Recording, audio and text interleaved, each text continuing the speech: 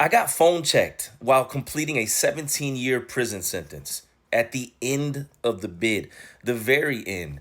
And in my opinion, as I tell a lot of people when they ask me certain questions about prison, you get tested the most at the end of your prison sentence versus the beginning. I'm not going to say you're not going to get tested all throughout that thing, but it seems that the impact of the test towards the end of your prison sentence are more impactful.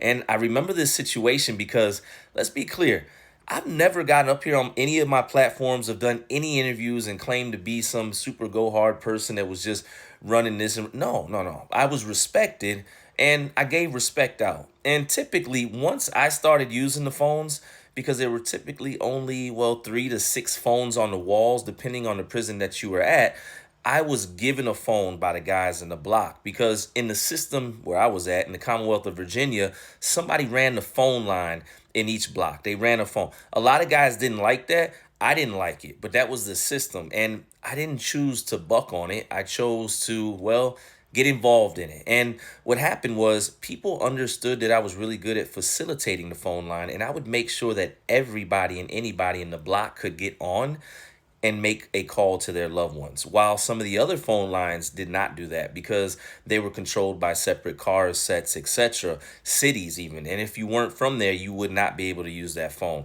But I didn't care. I didn't have to make a call to the end of the night some days. I would make sure everybody got on.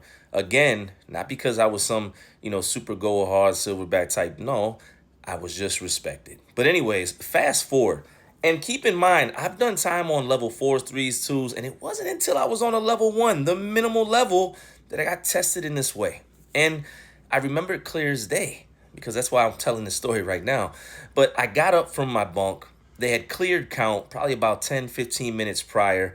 And I just wanted to get on the phone. At this time in my prison sentence, by the way, I was already married. And me and my wife had agreed to do like one phone call a day, which I wasn't really sticking to.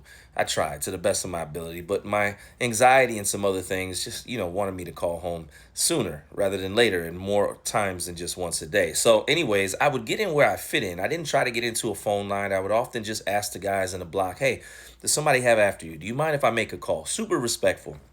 No problem at all. I'm just trying to wrap up the end of this 17-year prison sentence. But let me tell you something. On this level 1 minimal road camp, it was guys coming straight from jail. And I had did 17 years in prison. I don't even know why I was there, by the way, because the whole time I was incarcerated, they said I could never be on a level 1. My suspicions are I had started to write up so much stuff that they might have thought that they would, I don't know, do me some sort of favor in order to keep me from writing things up in the system. I don't know. But anyways, I'm on this level 1. And side note, while I was there, I'm on a road camp and I couldn't even leave the building except to go to rec. They had me working in the hallways and stuff like that, waxing the floors, blah, blah, blah.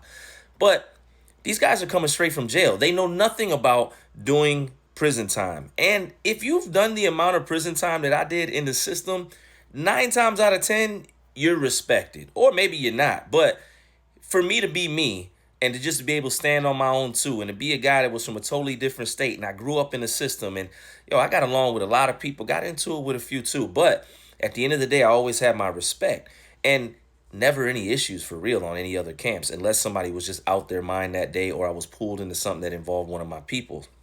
But here we go. These guys are coming straight from the jail. They don't know any of us in the system and probably could care less. They're young, 19, 20, 21, 22. Turned up, ready to roll, clicked up, all that, right? So I'm off the bunk and I see a phone hanging from the wall.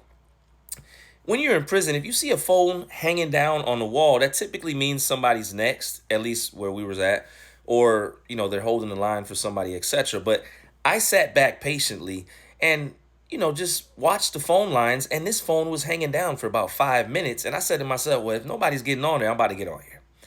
I said, hey, anybody getting on this phone? I grabbed the phone, held it up. Nobody responded. Cool, I'm getting on the phone. I don't have to do this, but I don't want no problems, and I'm already hip. These youngers is running the phones. Got you. Boom. And I'm the new guy in the pod, too, by the way. Fairly new. And I get on the phone. I'm calling my girl, my wife, and then all of a sudden I get a tap on my shoulder. Boom, boom, boom. I turn around because I'm thinking it's the CO or something. Usually it's the CO coming to get you to call you to the counselor's office, etc., whatever. I turn around, It's a young dude.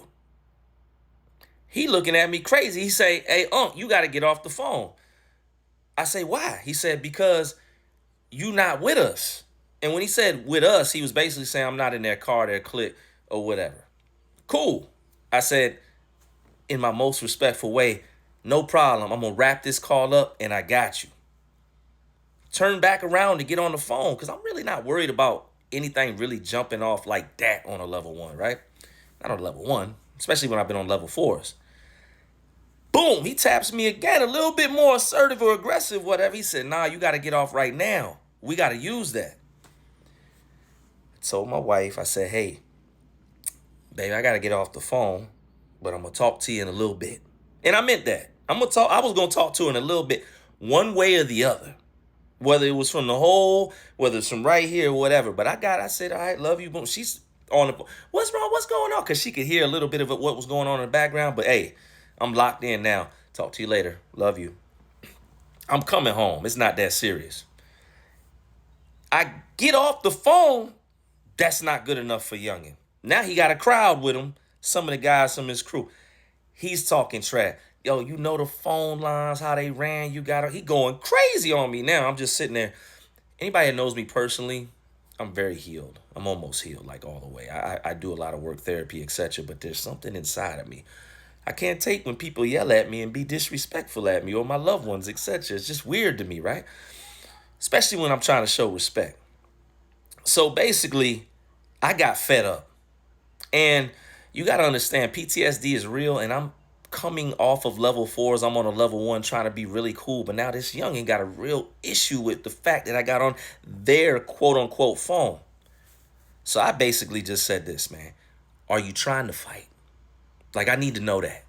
Because now my adrenaline's up. I'm looking at his people, my back's against the wall.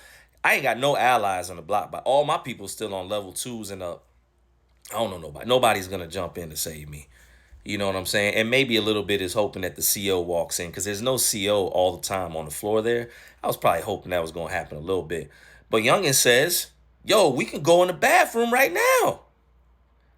I was a little relieved, but still hesitant because I didn't know if I was going to get jumped. But at this point, we here. There was no real way for me to diffuse the situation. Already, I tried being respectful. I could have yelled out for the CO. That was just something I was not willing to do. I went in the bathroom. Luckily, when I went in the bathroom, I got to shout out these old heads from DC because they told the youngins, they said, "Y'all not jumping him." I didn't even know these dudes, man. So shout out to them, man. DC, Northern VA, whatever. They like, "Yo, you not jumping. You not jumping them. Let them fight fair in there." Once they said that, once I knew I had some type of backup and support, some type of resistance, just in case they came in there and turned my body into a trampoline and started stomping up and down. Oh, once I knew that, it was on. Because, yo, no harm and disrespect to that young dude, but I've been through some things. I got my grown man strength. I got locked up at 19. I'm 36 now. I'm ready to roll. I got some things to get off my chest. And boy, did I. I made him touch every piece of concrete and steel within that bathroom. But here's something that's really cool. At the end of that situation, believe it or not, we still have respect for one another. Well, we didn't have respect for one another because I was trying to respect the situation, but he didn't until we had to get into that moment. And I didn't want that. I don't push for that. I never did, never will. I never started one, not by my own hand. But that is an example of when there was no choice given, and it was at the end of the prison sentence. And believe it or not, I talk to Youngin to this day, man, and we laugh about that situation. Nobody got hurt too bad. He was pretty strong, man. He gave me he gave me a run for my money. He's young, right?